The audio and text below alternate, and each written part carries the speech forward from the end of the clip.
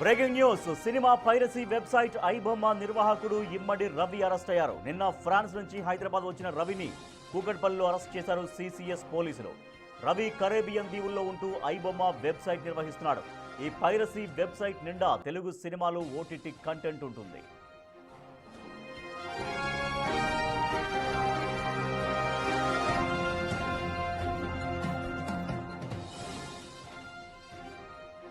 Cinema piracy website iBomma నిర్వాహకుడు ఇమ్మడి రవిని arrest చేశారు పోలీసులు. కూకట్పల్లిలో సిసిఎస్ పోలీసులు నిన్న ఫ్రాన్స్ నుంచి వచ్చిన రవిని అదుపులోకి తీసుకున్నారు పోలీసులు.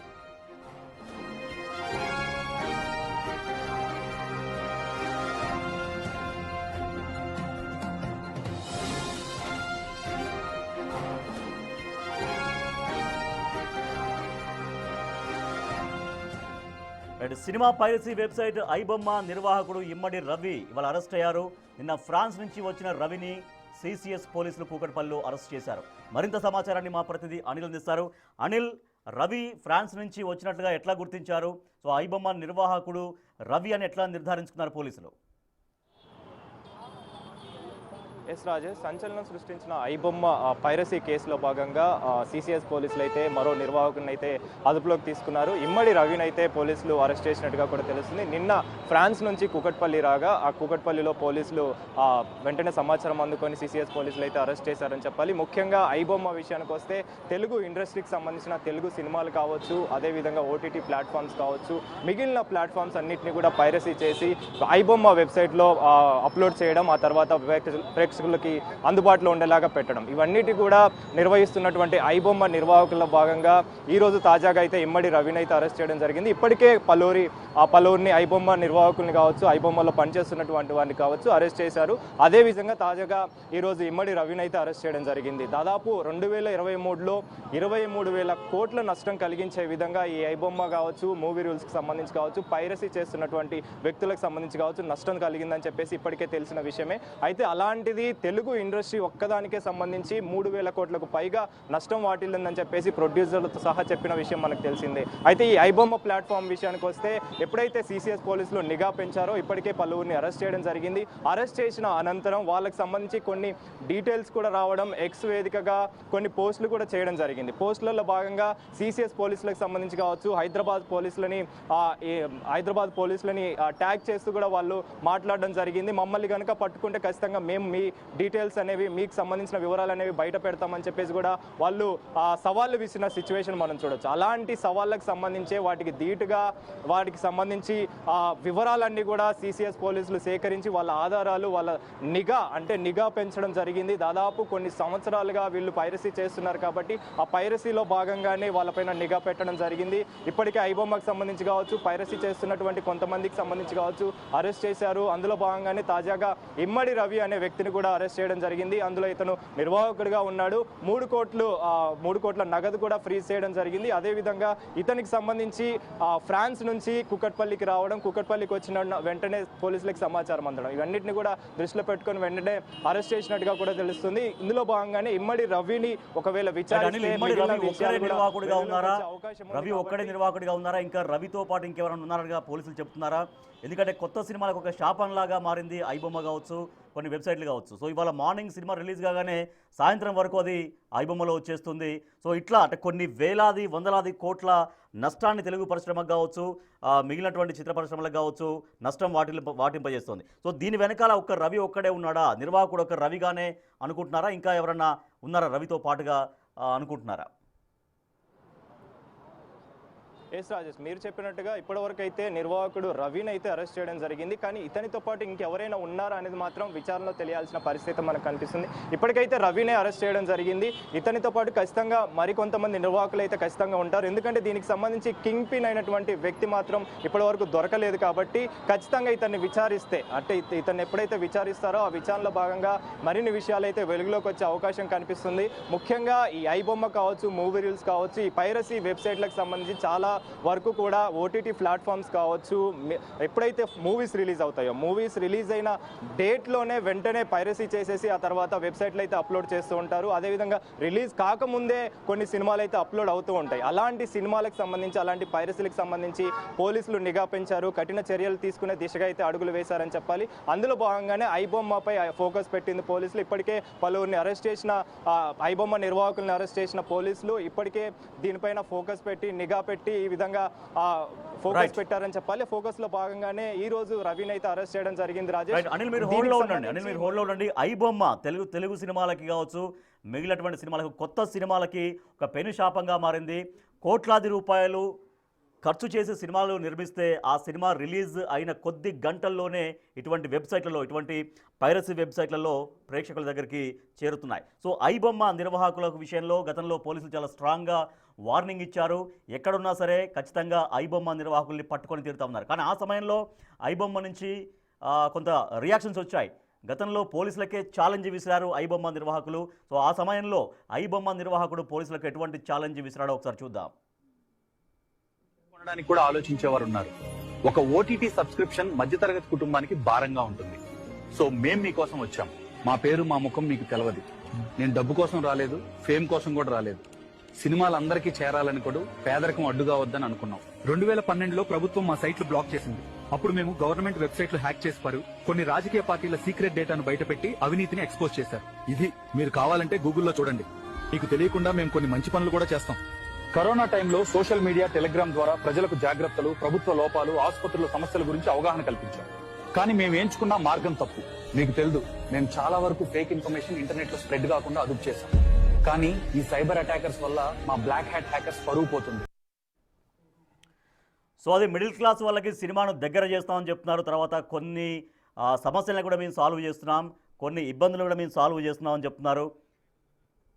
ఎస్, అయితే ఐబొమ్మ నిర్వాహకులు ఇచ్చినటువంటి ఆ వీడియో కూడా మనం చూసాం. దాంట్లో మూవీ రూల్స్ అండ్ ఐబొమ్మ, మేము మధ్యతరగతి ప్రజలకి మేము చేరువలో ఉండడం కోసమే పనిచేస్తున్నాము. తర్వాత కరోనా సమయంలో కూడా అనేకమైనటువంటి హెల్ప్స్ చేశామని చెప్తున్నారు.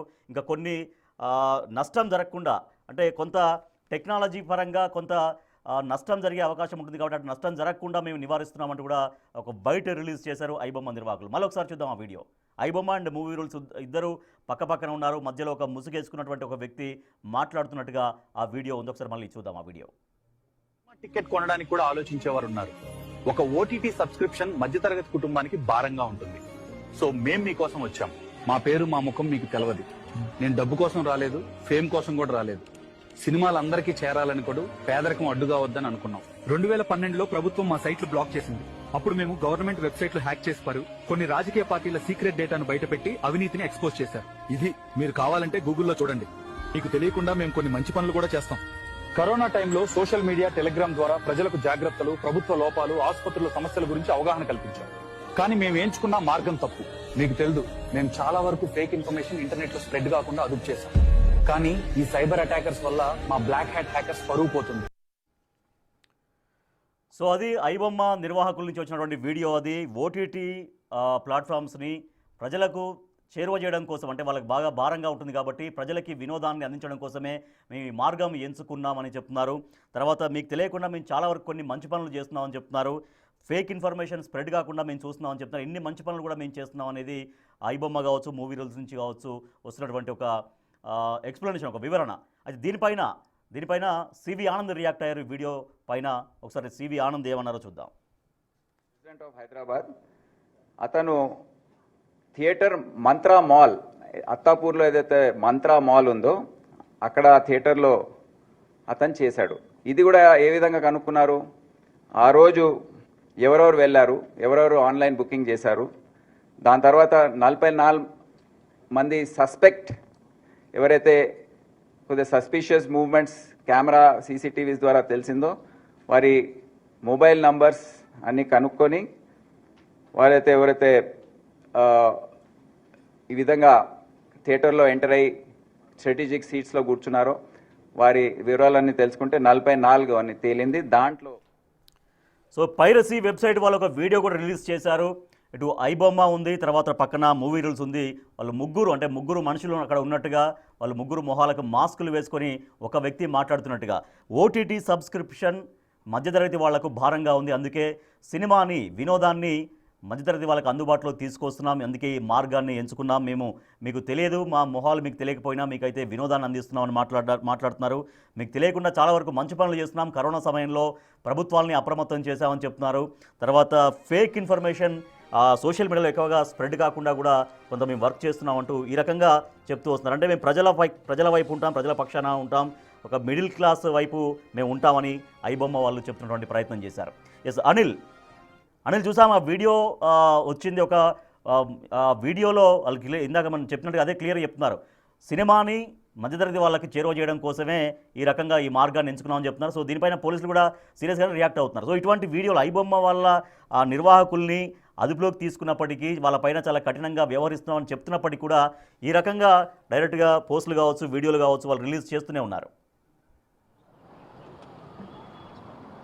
ఎస్ రాజేష్, మీరు చెప్పినట్టుగా ఈ ఐబొమ్మ నిర్వాహకులకు సంబంధించి కావచ్చు, ఐబొమ్మకు సంబంధించిన వెబ్సైట్లు కావచ్చు, ఇవన్నీ కూడా మన దేశంలో ఎక్కడ కూడా దీనికి సంబంధించి నిర్వహణ అయితే లేదని చెప్పాలి. కానీ ఈ ఐబొమ్మకు సంబంధించి మాత్రం ఇతర దేశాల నుంచి ఈ నిర్వహణ అనేది కావచ్చు, ఆపరేషన్ అనేది కావచ్చు జరుగుతున్నట్టుగా కూడా తెలుస్తుంది. ఇతను కూడా ఫ్రాన్స్ నుంచి కుకట్పల్లి రావడం, ఫ్రాన్స్కి సంబంధించిన ఏరియాలలో కావచ్చు, ఇతర దేశాలలో కావచ్చు ఇతను ఇదంతా వ్యవహారం నడిపిస్తున్నట్టుగా కూడా తెలుస్తుంది. అందులో భాగంగానే సమాచారం అందుకున్నటువంటి పోలీసులు అరెస్ట్ చేయడం జరిగింది. ముఖ్యంగా ఐబొమ్మ సంబంధించి కావచ్చు, ఐబొమ్మకు సంబంధించిన డీటెయిల్స్ కావచ్చు, ఏవి కూడా ఇక్కడ హైదరాబాద్ వ్యాప్తంగా కావచ్చు, మన దేశవ్యాప్తంగా కూడా ఎక్కడ కూడా జరగడం లేదు. ఇతర దేశాల్లోనే ఈ ఐబొమ్మకు సంబంధించిన నిర్వహణ అనేది జరుగుతున్నట్టుగా కూడా పోలీసులు గుర్తించారు. కాబట్టి ఇందులో భాగంగానే దాదాపు దీనికి సంబంధించి ఐబొమ్మకు సంబంధించి గత కొన్ని నెలలుగా కూడా నిఘా పెట్టడం జరిగింది. ముఖ్యంగా ఐబొమ్మ విసిరినటువంటి ఛాలెంజెస్ కావచ్చు, సవాళ్ళు కావచ్చు, వీటన్నింటినీ కూడా దృష్టిలో పెట్టుకొని పోలీసులు సవాలుగా తీసుకున్నారు. ఒక ఛాలెంజింగ్ కేసును అయితే తీసుకున్నారు. పైరసీని కట్టడి చేసేందుకు కావచ్చు, పైరసీ మీద చర్యలు తీసుకునేందుకు కావచ్చు నిఘా పెట్టిన పరిస్థితి అయితే మనకు కనిపిస్తుంది. కాబట్టి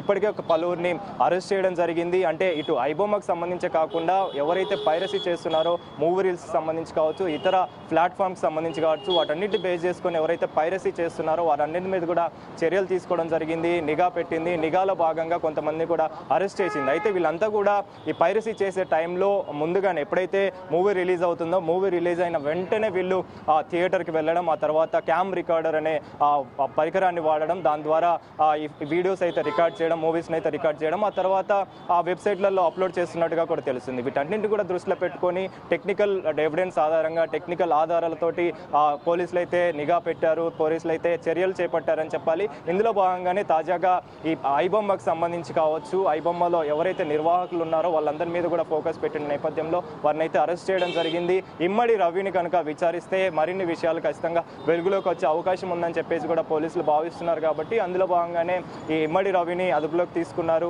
ఇతన్ని కనుక విచారిస్తే ఖచ్చితంగా మిగిలిన విషయాలన్నీ కూడా వెలుగులోకి వచ్చే అవకాశం మనకు కనిపిస్తుంది. ఇటు ఐబొమ్మనే కాకుండా చాలా వరకు కూడా పైరసీలు చేస్తూ, వీడియోలు పైరసీలు చేస్తూ వెబ్సైట్లలో పెడుతున్నారు. వాటన్నిటి మీద కూడా నిఘా పోలీసులు అయితే పెట్టారని చెప్పాలి. నిఘాలో భాగంగా ప్రతి ఒక్కరిపైన చర్యలు తీసుకుంటామని చెప్పేసి ఇప్పటికే అధికారులు తెలిపిన నేపథ్యంలోనే, ఈ నిఘా నేపథ్యంలోనే వీళ్ళందరిపైన కూడా ఫోకస్ పెట్టింది.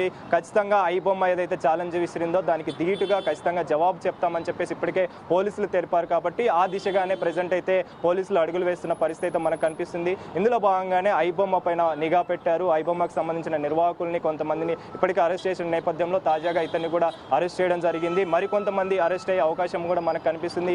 మెయిన్ కింగ్ పిన్ని పట్టుకునేంత వరకు కూడా ఖచ్చితంగా వీళ్ళ నిఘా కావచ్చు, వీళ్ళ ఫోకస్ కావచ్చు కొనసాగే అవకాశం అయితే మనకు